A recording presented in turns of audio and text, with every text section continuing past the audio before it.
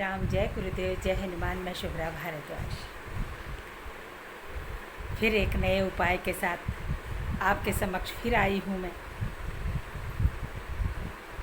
इतने उपाय मैंने शादी के डाले हैं, उसके बाद भी लोगों के साथ परेशानियाँ हैं। कुछ के साथ है, कुछ के साथ ख़त्म हो गए, कुछ के साथ हैं और कुछ के साथ ख़त्म हो गए।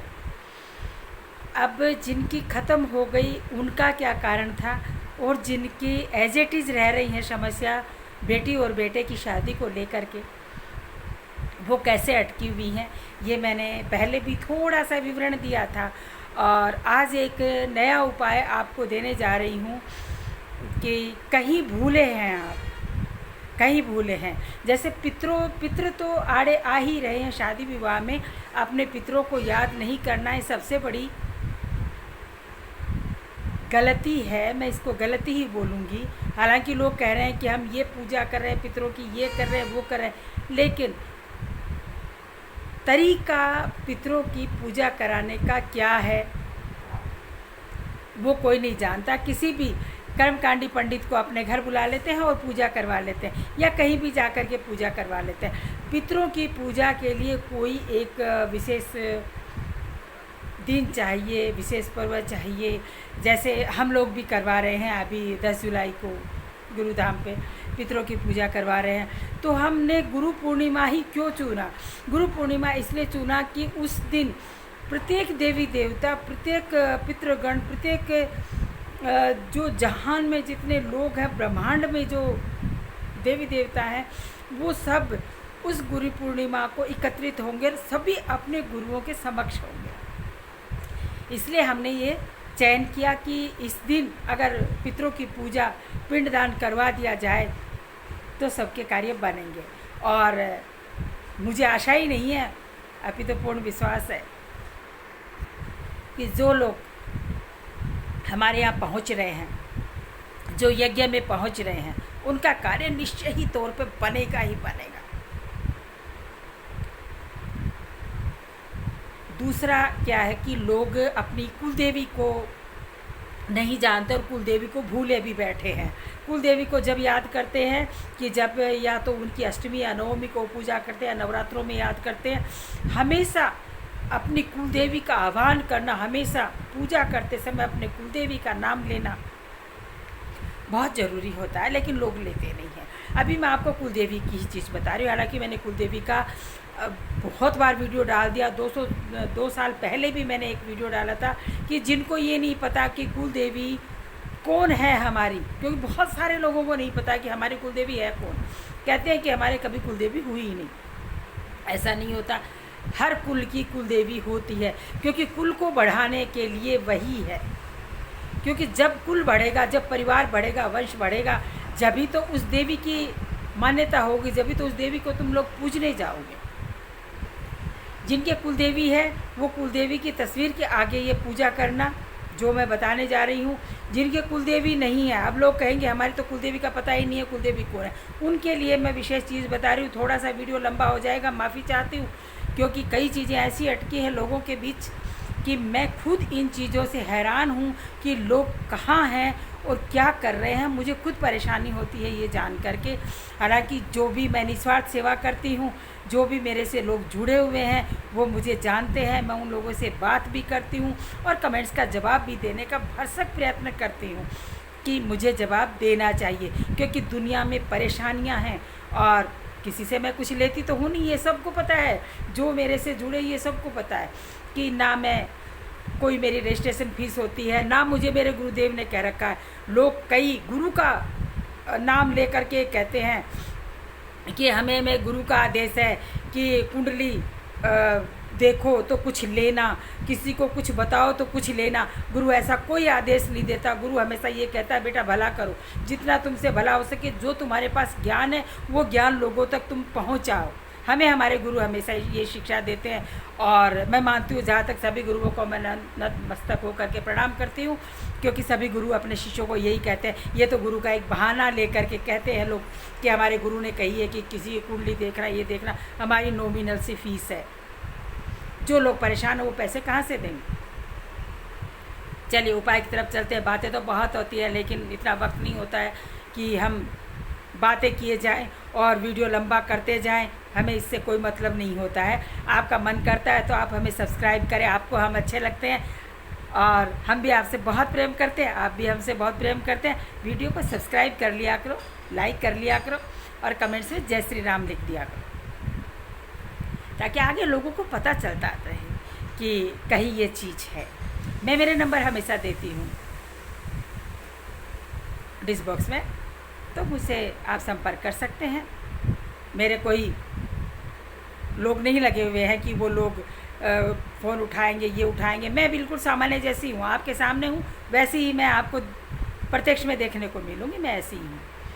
अब करना क्या है, जिनके पास कुल देवी नहीं है वो एक छोटी सी कटोरी लें। कटोरी में एक जो पूजा वाली सुपारी आती है वो सुपारी लें, उसमें कलावा बांधें।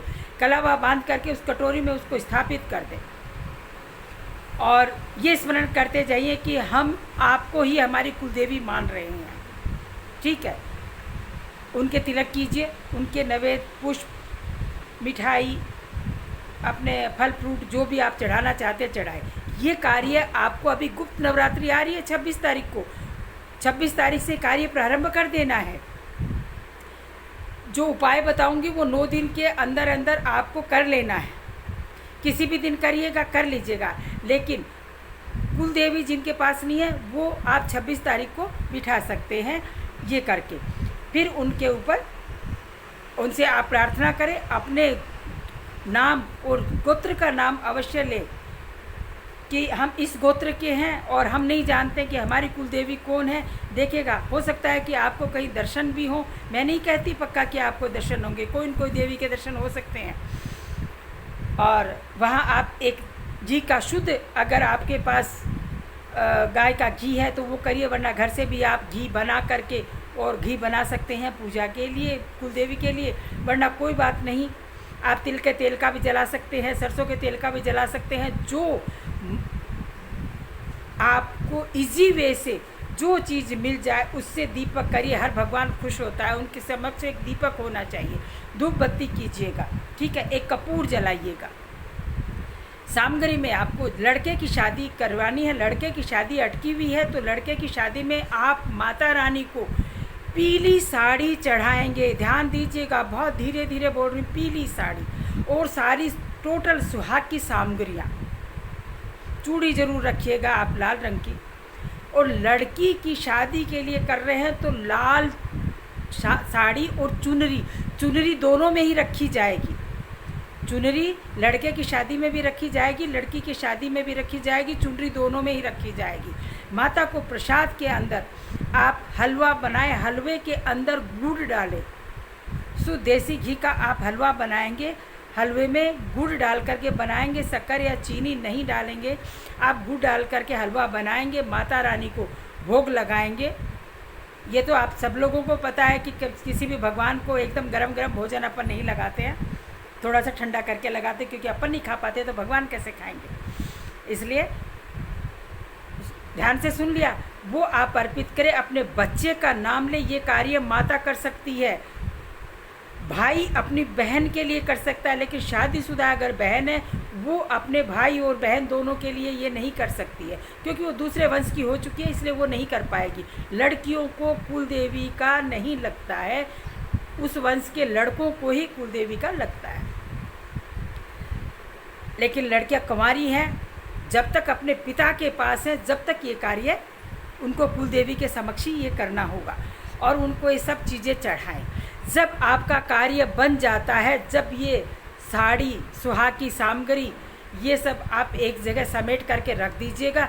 जब आपके बच्चे की सगाई आ जाए, आपके बच्चे का रिश्ता तय हो जाए, उसके जब आप अपनी दुल्हन को लेकर या अपनी दामाद को लेकर के अपने कुल देवी के जाएं और कुल देवी आपको नहीं मिलती है, फिर भी आपको पता नहीं लगता है, आपने मेरे कहने से कुल देवी का एक स्थान बनाया है और जीवन भर जब पूजा करते हैं तो अपने कुल देवी का दीपक हमेशा जलाना। ऐसा नहीं है कि ये 26 तारीख से 4 जुलाई तक ही आप जलाएं, हमेशा कुल देवी का दीपक आपको जलाना है। कुल देवी जो करेगी वो कोई नहीं कर सकता, पितृ जो करेंगे वो कोई नहीं कर सकता। ये दो चीज़ घर में ऐसी हैं, दो कि एक तो आपकी कुल देवी, एक आपके पितृ, दो ही हैं। इन दोनों से के कारण ही आपके कार्य अटकते हैं। तो ये कार्य आप करना प्रारंभ करें। और 26 तारीख को जब आप कुलदेवी को बिठाते उस समय सूखा नारियल जो बजाने वाला होता है, जो जटा वाला होता है, ब्राउन कलर का आता है, वो नारियल का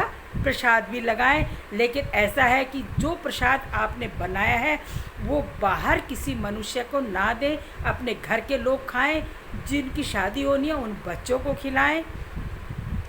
अगर फिर भी आप ये सोचें कि बच गया, पहले तो भारी तादाद में बनाना ही मत, इतना ही बनाना कि अपने घर में खा लें लोग, फिर भी बच गया तो गैया को ज़रूर खिला देना, बाकी और किसी भी चीज़ को मत देना।